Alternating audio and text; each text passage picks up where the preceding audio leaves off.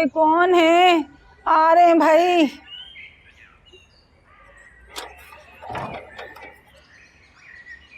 अस्सलाम वालेकुम। मेरा नाम आरिफ है, मैं एक जर्नलिस्ट हूँ। आप आए, आपका शुक्रिया। हमें आपसे कोई बात नहीं करनी। मैं आपका गम समझता हूँ। आपके बेटे को मैंने ही हॉस्पिटल पहुंचाया था।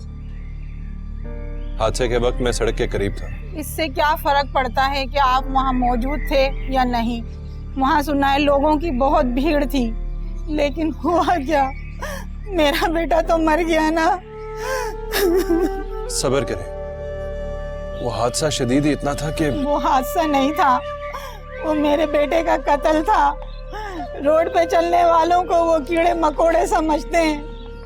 वो अपनी बड़ी बड़ी गाड़ियों में पैदल चलने वालों को जिंदा रौंद देते हैं, और इन बड़े लोगों को कोई नहीं पकड़ता क्योंकि ये बड़े लोग हैं।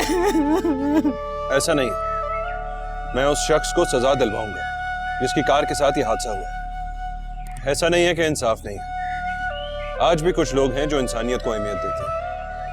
आपके बेटे का खून रायगा नहीं जाएगा। मेरा बेटा तो मेरा वाहिद सहारा था। नौकरी की तलाश में दर बदर फिर रहा था वो। आपका दुख उन तमाम माओं की दुख की अक्कासी करता है जो किसी न किसी हादसे की वजह से बेयारो मददगार हो गए। उस बेरहम इंसान को अदालत के कटोरे में लाएं। मैं उसका गिरेबान पकड़ के पूछूंगी, ऐसे किसी के बच्चे को कुचल कर चला जाए और फिर घर में बैठ के रोएगा या इंसाफ मांगेगा? आप ठीक कह रही हैं।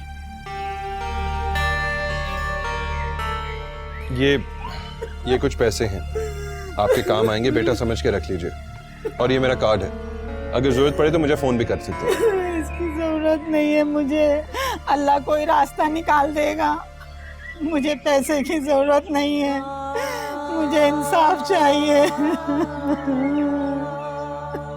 आप ऐसा ना सोचें, इंसाफ मुंसिफों से मिलता है और मुंसिफ अभी जिंदा है।